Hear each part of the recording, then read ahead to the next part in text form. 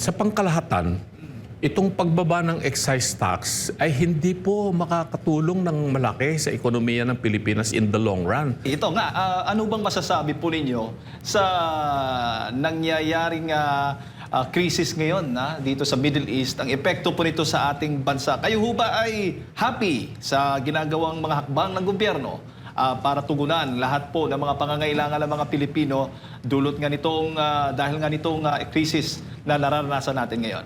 Yung nangyayaring digmaan po dyan sa Iran, yung labanan ng Iran at saka ng Amerika at Israel na lumalawak itong kaguluhan na yan sa buong gitnang silangan ay apektado po ang buong mundo dyan.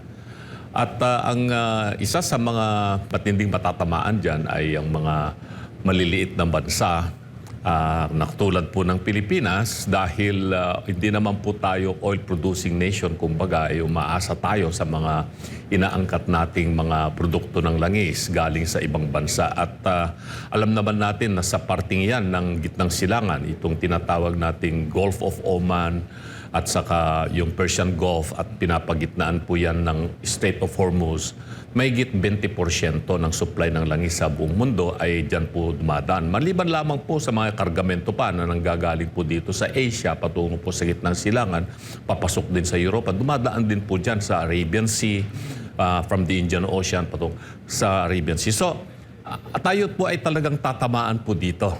At iyan ang malaking problema natin sa ngayon dahil nakita na natin yung nagtaasang presyo ng krudo, ng gasolina sa buong Pilipinas. At yung supply ay namimiligro kung meron pa ba tayong makukuha, kung meron pa tayong pambili, kung meron tayong pambili, saan tayo bibili. So talagang hindi lamang po mga nasa transport sector ang umaangal dito, kung hindi ordinaryong mamamayan ay talagang maapektuhan dahil ang laki po ng ginagastos nating fuel pagdating po sa supply ng kuryente dito sa Pilipinas. Hindi lamang po yan, pati mga magsasaka po natin tatamaan ng matindi dahil yung fertilizer, yung abono o pataba sa lupa ay nanggagaling doon primarily din po dyan sa supply ng langis, no? So, saan tayo kukuha ngayon ng murang mga fertilizer para sa ating magsasaka? Mamimiligro rin po yung ating food security. At pag alam natin yung food security is a national security matter, matindi ito. Baka mas matindi pa itong harapin nating problema o hinaharap nating problema kaysa sa yung experience natin ng COVID. Pag tumagal pa po yung digmaan po dyan, hindi ko alam kung ano mangyayari sa buong mundo. Opo. Pero sa ngayon ba, ano bang mga programa, hakbang na ginagawa ng gobyerno ang inyong nakikita na tumutugon dito sa pangangailangan nga ng mga Pilipino? Well, unang-una dapat po nating tingnan yung kaligtasan ng ating mga overseas Filipino workers na naiipit po dyan sa gitnang silangan. Hindi lamang po dyan sa Israel o kaya sa Iran, pati na rin po yung mga karating bansa po dyan, Iraq, Bahrain, Qatar, Oman, United Arab Emirates, Kingdom of Saudi Arabia. O pati na rin po doon sa may parte ng Turkey, baka lumala pa po yung problema po na yan. So, ano ba talaga yung programa ng gobyerno o kaya yung kanilang inihanda para mailikas itong ating mga mamamayan? Hindi lamang din po yan, yung remittances pala ng overseas Filipino workers ay apektado po dahil napakalaki po ng pera na nanggagaling po dyan sa Middle East na pinapadala ng ating mga overseas Filipino workers sa kanilang mga pamilya naghihintay po rito ng ayuda. Pag wala pong maipadala po dyan, talaga pong babagsak din po yung ekonomiya natin. Alam naman po natin, almost $40 billion ang pinapadala ng mga overseas Filipino workers. Yan nga yung sumasalba sa ekonomiya natin kasi lagi tayong budget deficit, wala tayong mapagkunan ng panggastos ng gobyerno. Pero dahil sa overseas Filipino workers, kaya tinawag po silang mga bagong bayani na tuloy-tuloy ang pagtulong nila sa ating ekonomiya dahil dyan po sa remittances. So, hindi ko alam kung ano yung hakbang ng gobyerno, kung sakali man meron. Baka wala.